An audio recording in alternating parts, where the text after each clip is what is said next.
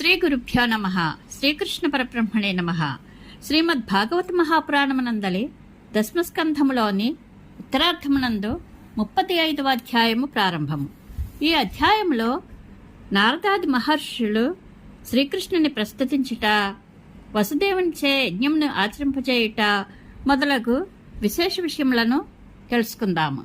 శ్రీశుకుడు వచించెను. పరీక్షణ్ మహారాజా కుంతీదేవి గాంధార దేశాధిపతి అయిన సుబల మహారాజు యొక్క కూతురగు గాంధారి, ద్రౌపది, సుభద్ర, ఇతర రాజపత్నులు, ఇంకనూ భగవంతుని ప్రేమానురాగములకు నోచుకొనిన గోపికలు మొదలగు వారు సర్వాంతర్యామి అయిన శ్రీకృష్ణ భగవానుని యందు ఆయన యొక్క అష్టమహిషులకును 16,000 మంది రాణులకును గల ప్రణయానుబంధముల గూర్చి చెవులారా వినిరి. అంతటా వారు ఎల్లరూ మిగుల ఆశ్చర్యపడుచు నేత్రముల నుండి ఆనందాశ్రువులను రాల్చిరి. ఈ విధముగా స్త్రీలు స్త్రీలతోడను, పురుషులు పురుషులతోడను ముచ్చటించుకొనిచుండిరి. ఇంతలో బలరామకృష్ణులను దర్శింపవలనండి కుతూహలంతో మహామునులు ఎల్లరూ అచటికి విచ్చేసిరి. వ్యాస మహర్షి, దేవర్షియగు నారదుడు, చవనుడు, దేవలుడు, అసితుడు, విశ్వామిత్రుడు, శతానందుడు, భరద్వాజుడు, గౌతముడు, పరశురాముడు, ఆ మహాత్ముని శిష్యులు, వశిష్ఠ మహర్షి, గాలవుడు, భృగు మహర్షి, పులస్త్యుడు, కశ్యపుడు, అత్రి, మార్కండేయుడు, బృహస్పతి, ద్వితుడు, త్రితుడు, ఏకతుడు, బ్రహ్మమానస పుత్రులైన సనక, సనందన, సనాతన సనత్కుమారులు, అంగిరసుడు, అగస్త్యుడు, యాజ్ఞవల్క్యుడు, వామదేవుడు మొదలగు వారును ఇంకనూ పెక్కు మహర్షులు ఏతెంచిరి. విశ్వవందితులైన ఆ మహర్షులను చూచినంతనే అంతవరకును సభలో ఆసీనులైన మహారాజులు మొదలగు వారును, పాండవులను, బలరామకృష్ణులను లేచి నిలబడి వారికి ప్రణమిల్లిరి. పిమ్మట బలరామకృష్ణులు మున్నగు వారు అందరూ ఆ మహామునులకు సాదరముగా స్వాగత సత్కారములను నేర్పరి. సుఖాసీనులను గావించిరి. వారికి అర్ఘ్యపాద్యములను సమర్పించిరి. పుష్పమాలలతో, చందనాది లేపనములతో, ధూపములతో విద్యుక్తముగా అర్చించిరి. ఆ మహర్షి సత్తములు అందరూ సుఖాసీనులైన పిమ్మట ధర్మరక్షణకై అవతరించిన శ్రీకృష్ణ భగవానుడు ఆ మహాసభలోని వారందరూ సావధానులై వించుండగా వారితో ఇట్లు వచించెను. మహాత్ములారా, దేవతలకును దుర్లభమైన మహాయోగీశ్వరుల దర్శనము నేడు మాకు లభించినది. అందువలన మా జన్మలు పూర్తి సఫలములైనవి. నిజముగా మేము ఎంతయో ధన్యాత్ములము. అల్పపుణ్యాత్ములైన మానవులు సకల ప్రాణుల హృదయములలో గల భగవంతుని దర్శింపక కేవలము తాము అర్చించు ప్రతిమలనే ఇష్టదైవములుగా తలపోయిచుందురు.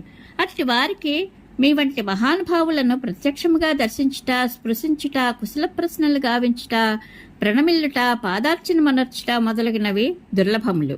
మహర్షులారా, జలములే ప్రాధాన్యముగా గల తీర్థములను గాని, మట్టితో శిలలతో నిర్మింపబడిన విగ్రహములను గాని చాలా కాలము సేవించిన మీదటనే అవి మనుషులను పావనము చేయును. కానీ సత్పురుషులు అట్లు కాదు.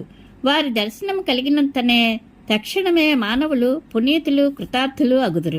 మహానుభావులారా, అగ్ని, సూర్యుడు, చంద్రుడు, తారకులు, భూమి, జలము, ఆకాశము, వాయువు, వాగ్మనస్సుల అధిష్టాతలు మొదలగు దేవతలను ఉపాసించినను పాపములు పూర్తిగా తొలగిపోవు.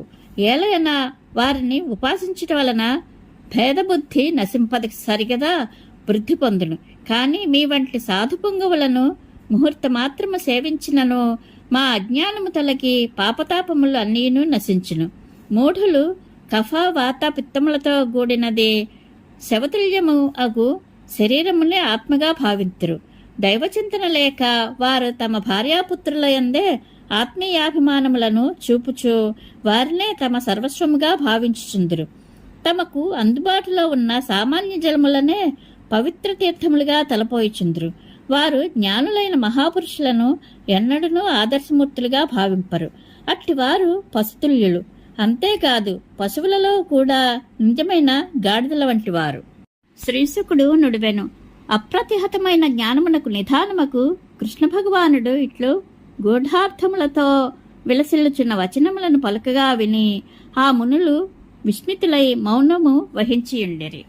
అంతటా మునీశ్వరులు చాలాసేపు ఆలోచించుకొని, సర్వేశ్వరుడైన ఈ శ్రీకృష్ణుడు కర్మపరతంత్రుడైన సామాన్య మానవుని వలె ఇట్లు వ్యవహరించుట లోకమర్యాద కొరకే అని నిశ్చయించుకొనిరి. పిదప వారు దరహాసమునర్చుచు ఆ జగద్గురువుతో ఇట్లు పలికిరి. పరమపురుష, ప్రజాపతులలో శ్రేష్ఠులైన మరీచాదులను, తత్వవేత్తలలో ప్రముఖులమైన మేమును నీ మాయకు వశులమైతిమి. నీవు సర్వేశ్వరుడవే అయినను నీ దివ్యత్వమును కప్పిపుచ్చుచు సామాన్య మానవుని వలె ప్రవర్తించుచున్నావు. నిజముగా నీ లీలలు విచిత్రములు, మిగుల ఆశ్చర్యకరములు. పురుషోత్తమ, వృక్షములు, శిలలు, మట్టి మొదలగు పలు రూపములతో ఒప్పుచు పెక్కు పేర్లతో వ్యవహరింపబడుచున్నను ఈ భూతలము వాస్తవముగా ఒక్కటియే. అట్లే నీవు కేవలుడవు, వికారరహితుడవు అయ్యును అనేక రూపములలో విలసిల్లుచు పలు నామములతో వ్యవహరింపబడుచుందువు. నీవు ఈ జగత్తు యొక్క సృష్టి స్థితి లయములను గావించుచున్నను ఆ కర్మలతో నీకు ఎటువంటి సంబంధము ఉండదు.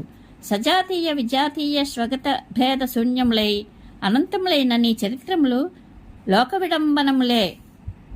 దేవాదిదేవ, నీవు ప్రకృతికి అతీతమైన పరబ్రహ్మమే అయినను కాలానుగుణముగా నీ భక్తులను రక్షించుట కొరకును దుష్టులను శిక్షించుట కొరకును శుద్ధసత్వమయమైన దివ్యాకృతిని ప్రకటించుచుందువు. నీ లీలల ద్వారా సనాతన వైదిక మార్గమును పరిరక్షించుచుందువు. సకల వర్ణాశ్రమ ధర్మ రూపములలో నీవు స్వయముగా ప్రకటమగుచుందువు. దేవాధిదేవ, వేదములు నీ విశుద్ధ హృదయము. తపశ్చర్యలు, స్వాధ్యాయము, ధారణ, ధ్యాన, సమాధుల ద్వారా నీ సాకార నిరాకార రూపములను ఈ రెండింటికి అధిష్టానమైన పరబ్రహ్మ స్వరూపము సాక్షాత్కారమగును. పరమాత్మ, ఈ వేదశాస్త్రములు నిన్ను పొందుటకు ఏకైక ప్రమాణములు. బ్రాహ్మణులు ఆ వేదశాస్త్ర ప్రచారకులు కనుక నీవు బ్రాహ్మణులను మిగులా పూజించుచుందువు. బ్రాహ్మణ భక్తులలో నీవు అగ్రగణ్యుడవు. ప్రభు, సత్పురుషులకు ప్రాప్యుడవైన నిన్ను దర్శించు భాగ్యము నేటికి కలిగినది. మా జన్మలు సఫలములైనవి. మా విద్యలకు పూర్ణత్వము సిద్ధించినది. తపస్సులు ఫలించినవి. నీవు సకల శ్రేయస్సులకును నిధానము. కృష్ణ పరమాత్మ, నీవు అఖండ జ్ఞాన సంపన్నుడవు. సచ్చిదానంద స్వరూప పరబ్రహ్మవు. షడ్గుణైశ్వర్య సంపన్నుడవు. అచింత్యమైన నీ యోగమాయ ద్వారా నీ మహిమను కప్పిపుచ్చుకొనుచు లోకులకు సామాన్య మానవుని వలె కనబడుచుందువు. మహాత్మా, నీకు నమస్కారము. స్వామి, నీవు సర్వేశ్వరుడవు, కాలస్వరూపుడవు, సకల ప్రాణులకును అంతరాత్మవు. ఈ జగతికి ఆదికారణుడవు, నియంతవు. కానీ మాయాను తెరచే ఆచ్ఛాదితమైన నీ స్వరూపమును మేము ఎరుంగజాలకున్నాము. అంతేకాదు, నీతో కలిసిమెలిసి ఉండడి ఈ వృష్ణివంశజులు కూడా తెలుసుకొనజాలరు. ఇక ఈ సభలోనున్న రాజుల విషయం చెప్పనేలా. స్వప్నావస్థలోనున్న పురుషుడు నామరూపములతో ఒప్పెడి స్వాప్నిక దేహమే తాను అని భావించును. కానీ వాస్తవముగా గుణాతీతమైన ఆత్మ మరి ఒకటి ఉన్నదని గ్రహించలేడు. అట్లే జాగ్రత్త అవస్థలో కూడా పురుషుడు మాయామోహితుడై విషయేంద్రియ సుఖులడగును. ఈ మిథ్యా సుఖముల భ్రమలో పడి ఈ జగత్తునకు అతీతుడవైన నిన్ను తెలుసుకునలేకున్నాడు. ప్రభు, యోగ సాధన యందు పరాకాష్ఠ స్థితికి చేరిన మహాయోగీశ్వరులు నీ చరణకమలములను సర్వదా తమ హృదయపీఠములయందే నిలుపుకొని ఎందురు. అవి స్పర్శ మాత్రముననే సకల పాపములను రూపుమాపునట్టి గంగాజలములకు ఆశ్రయస్థానములు. మా అదృష్టవశమున నేడు మాకు వాటిని దర్శించడి భాగ్యము అబ్బినది. దేవా, మేము నీ భక్తులము, మమ్ములను అనుగ్రహింపుము. ఏలయనా నీ పైగల అనన్య భక్తి ద్వారానే కర్మవాసంతో పాటు లింగ శరీరము నష్టమైపోవును, పరమప్రాప్తి కలుగును. శ్రీశుకుడు వచించెను. పరీక్షణ్ మహారాజా, మునీశ్వరులు ఆ పరమపురుషుని ప్రస్తుతించిన పిదప వారు ఆ ప్రభువు నుండి, ధృతరాష్ట్రుని నుండి, ధర్మరాజు నుండి అనుమతిని గైకొని తమ తమ ఆశ్రమములకు వెళ్ళుటకు నిశ్చయించుకొనిరి. అంతటా మహాయశస్వి అయిన వసుదేవుడు వారి సంకల్పములను గమనించి వారి సమీపమునకు చేరెను. అనంతరము ఆ మహాత్ముడు వారికి పాదాభివందనం ఆచరించి వినమ్రతతో ఇట్లు పలికెను. ఋషీశ్వరులారా, మీరు సకల దేవతా స్వరూపులు. మీకు నమస్కారములు. దయతో నా మనవిని ఆలకింపుడు. ప్రారబ్ధ కర్మ ఫలములు, వాటి వాసనలు సమూలముగా ఎట్లు అంతరించును, ఏ విధముగా మోక్షం సిద్ధించును, వీటి సాఫల్యమునకు వర్ణాశ్రమోచితములైన ఏ కర్మలను అనుష్ఠింపవలెను, దయతో తెలుపుడు. నారదుడు ఇట్లు నుడివెను. మునులారా, వసుదేవుడు తనకు శ్రేయస్కరమైన దానిని గూర్చి తెలుసుకొనుటకై కుతూహలపడుచున్నాడు. తన కుమారుడైన శ్రీకృష్ణుని అర్భకునిగా భావించి మనలను అడుగుచున్నాడు. ఇందులో ఆశ్చర్యపడవలసినది ఏమీ లేదు. మానవులు గంగా తీరమునందే ఉన్నను ఆ జలముల పవిత్రతను గుర్తింపక వాటి మహత్వమునెడ ఉపేక్షాభావం వహించి తాము పునీతుల మగుటకు ఇతర నదీ జలముల వద్దకు వెళ్ళుచుందురు. సాధారణముగా జనులు తమకు సన్నిహితముగా ఉన్నవారేడ అనాదర భావమును చూపుచుండుట సహజమే కదా. పరమాత్ముడైన శ్రీకృష్ణునితో పొందిన అనుభూతి కాలానుగుణములైన సృష్టి స్థితి లయాదులు ఎన్ని సంభవించినను దూరమగినది కాదు. అది అవిస్మరణీయము. అది సహజముగా గాని ఏ కారణముల వలన గాని గుణముల ప్రభావమున గాని క్షీణింపదు. కృష్ణ భగవానుడు జ్ఞానమయ స్వరూపుడు. ఆయనతోడి అనుభూతి నిరుపమానమైనది. అది రాగద్వేషాది క్లేశముల వలన గాని పుణ్యపాపమయ కర్మల చేత గాని సుఖదుఖాది కర్మఫలముల వలన గాని సత్వాది గుణముల ప్రభావమున గాని దూరమగునది కాదు. ఆ స్వామి తన మాయాశక్తి ప్రభావమున ప్రాకృతేంద్రియ కర్మల ద్వారా దానిని తానే మరుగుపరుచుకును. అంతేగాని ఏదీను ఆ ప్రభువు యొక్క దివ్యత్వమును కప్పివేయచాలదు. మేఘములు మంచు దట్టముగా ఏర్పడినప్పుడును గ్రహణ సమయములయందును సూర్యబింబము మనకు గోచరం కాదు. కానీ సామాన్యులు మేఘాదులచే సూర్యుడు కప్పబడినట్లు భావింతురు. మహారాజా అనంతరము మహర్షులు శ్రీకృష్ణ భగవానుడు, బలరాముడు తదితర రాజన్యులు అందరూ వినుచుండగా వసుదేవునితో ఇట్లు పలికిరి. మహాత్మా, సకల యజ్ఞములకును అధిపతి అయిన అనగా యజ్ఞస్వరూపుడైన శ్రీ మహావిష్ణువును యజ్ఞములను ఆచరించడం ద్వారా ఆరాధింపవలను. వర్ణాశ్రమ ధర్మకర్మల ద్వారా కర్మఫలములను కర్మవాసనలను పూర్తిగా తొలగించుకున్నటకు ఇదియే సరి అయిన చక్కని ఉపాయమని సత్పురుషులు పేర్కొనరి.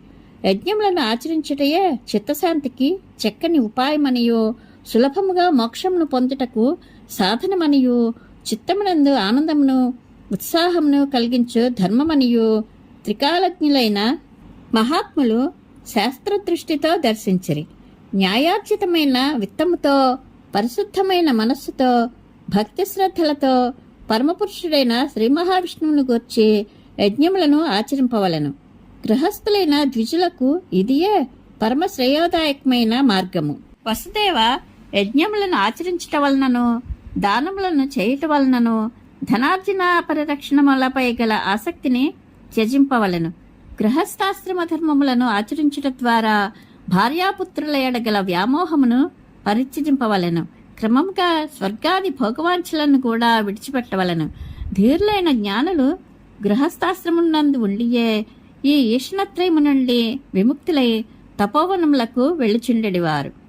మహాత్మా, యజ్ఞములను ఆచరించుట ద్వారా దేవతల రుణము, వేదములను పఠించుట వలన ఋషి రుణము, పుత్రులను పొందుట వలన పితృరుణము తీరును. ఈ రుణత్రయమును తీర్చుకొనని ద్విజుని యొక్క పుణ్యములు నశించును. ఆ కారణమున అతడు అధోగతి పాలగును. దేవా, నీవు పుత్రులను పొందుట ద్వారా పితృరుణమును తీర్చుకొంటివి. వేదాధ్యయనము చేయట వలన ఋషి రుణము నుండి విముక్తుడవైతివి. ఇక నీవు దేవరుణమును తీర్చుకునవలసి ఉన్నది. కనుక యజ్ఞములను ఆచరించి రుణత్రయము నుండి విముక్తుడవై గృహము పట్ల ఆసక్తిని విడిచిపెట్టి భగవంతుని శరణు వేయడము. వసుదేవ, పూజ్యుడవైన నీవు జగన్నాథుడైన శ్రీహరిని పూర్వము పరమభక్తితో అర్చించి ఉంటివి. అందువలననే ఆ సర్వేశ్వరుడు మీ దంపతులకు పుత్రుడై ఉన్నాడు. శ్రీశకుడు వచించెను. పరీక్షణ్ మహారాజా, మహామనస్వి అయిన వసుదేవుడు ఋషులు పలికిన మాటలను శ్రద్ధగా ఆలకించెను. వారికి ప్రణమిల్లి ప్రసన్నులను చేసుకొనెను. అనంతరము యజ్ఞం చేయుటకు సంకల్పించి ఆ మహామునులను ఋత్విజులనుగా వరించెను.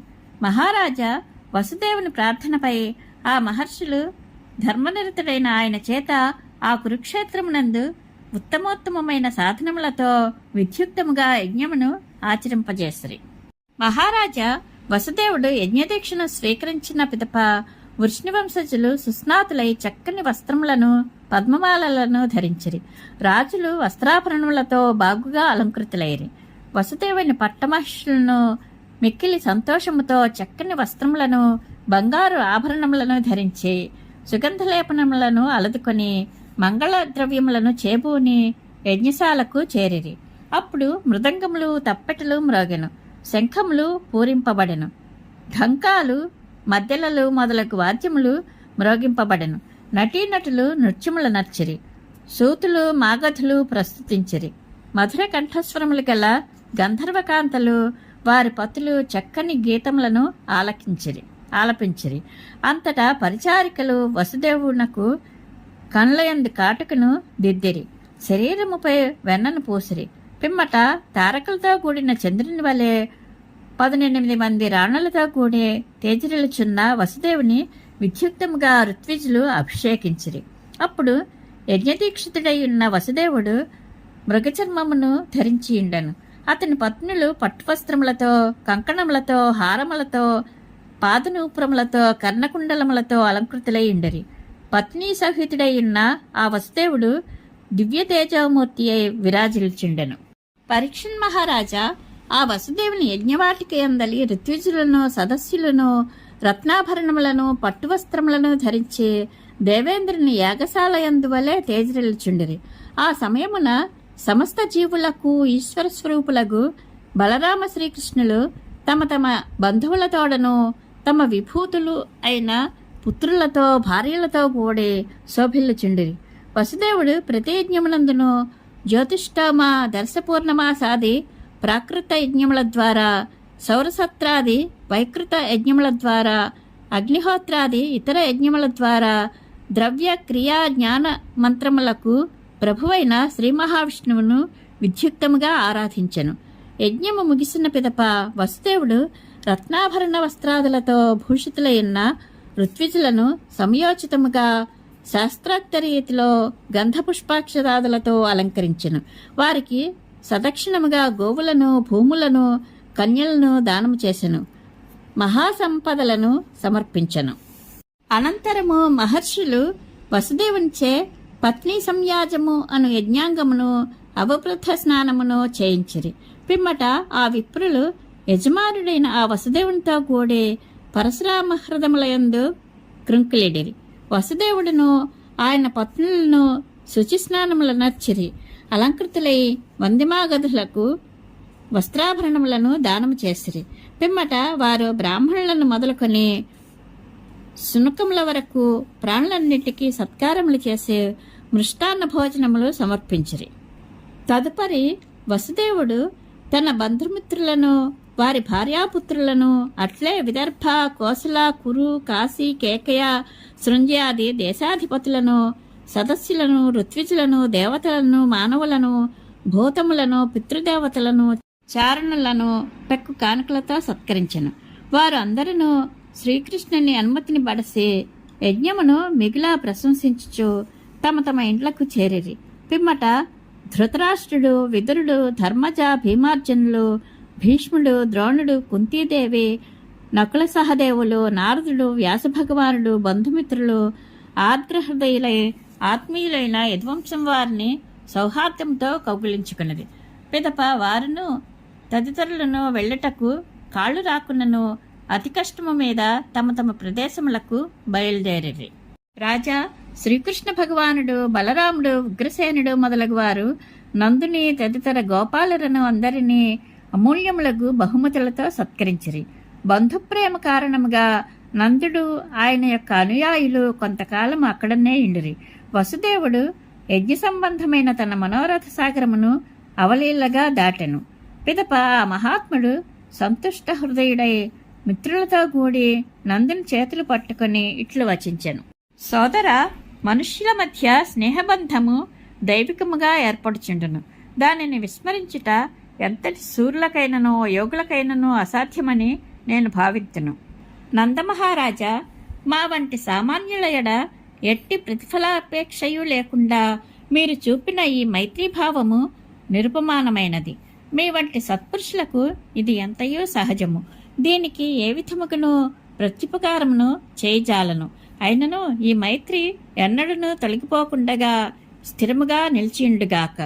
సోదర, పూర్వము కంసుడు నిర్బంధించట వలన మేము చెరసాలలో మరగ్గుచుంటిమి. అప్పుడు మేము మీకు ఎట్టి మేలును చేయలేకపోయితిమి. ఇప్పుడు సిరి సంపదలతో గర్వాంధులమై ఇంటిమి గాన మీ వంటి సత్పురుషులు ఎదుటనే ఉన్నను గుర్తింపలేకుంటుమి. మాన్యుడా, శ్రేయస్సును కోరుకుని వానికి ఎన్నడనూ రాజ్య సంపదలు లభింపకుండుగాక. ఏలయన్నా అట్టి ధనమదాంధుడు స్వజనుల వైపు గాని బంధుమిత్రుల వైపు గాని కన్నెత్తి అయినను చూడడు. శ్రీశకుడు నుడివెను. రాజా, వసుదేవుడు ప్రేమ విహ్వాలుడై పలుకుచుండగా ఆయన హృదయము ఆర్ద్రమయ్యెను, గొంతు మోగుబోయెను. నందుడనర్చిన ఉపకారము ఆయన మైత్రి గుర్తునకు వచ్చినంతనే ఆనంద బాష్పములు పొంగిపొరలను. అంతటా వసుదేవుడు నోట మాట రాక వెక్కి వెక్కి ఏడువసాగెను. అనంతరము నందుడును బలరామకృష్ణులపై గల ప్రేమానురాగముల కారణమున వసుదేవుని తృప్తి కొరకు నేడు రేపు అనుచు 3 మాసముల పాటు అచ్చటనే ఉండిపోయెను. యదువంశీయులను ఆయనను మిగిల ప్రేమతో చూచుకొనిరి.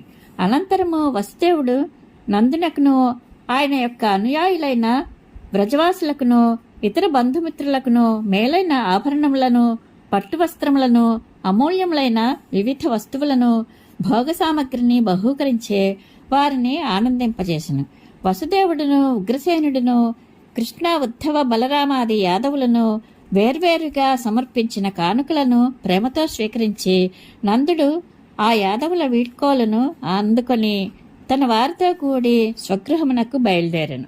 పిదప నందుడు, గోపాలురు, గోపికలు శ్రీకృష్ణుని పాదపద్మములయందు లగ్నమైన తమ మనస్సులను ఎంతగా ప్రయత్నించినను మరలించుకొనజాలకున్నను వారు ఎట్టకేలకు మధురకు ప్రయాణమైరి. తమ బంధుమిత్రులందరూ తిరిగి వెళ్ళిపోగా శ్రీకృష్ణుని దైవంగా చూచుకనిడి ఆ యాదవులెల్లరూ వర్ష ఋతువు యొక్క రాకను గమనించి మరలా ద్వారకకు బయలుదేరిరి. ద్వారకకు చేరిన పిమ్మట వారు తమ తీర్థయాత్రా విశేషములను, కురుక్షేత్రమునందు జరిగిన వసుదేవుని యజ్ఞమహోత్సవమును, బంధుమిత్రుల సందర్శనానందములను గురించి పురజనులకు వివరించిరి. ఇది శ్రీమద్భాగవత మహాపురాణమునందలి దశమస్కంధములోని ఉత్తరార్థమునందు 35వ అధ్యాయము సంపూర్ణము. శ్రీకృష్ణానుగ్రహ ప్రాప్తిరస్తు. శుభం భూయాత్.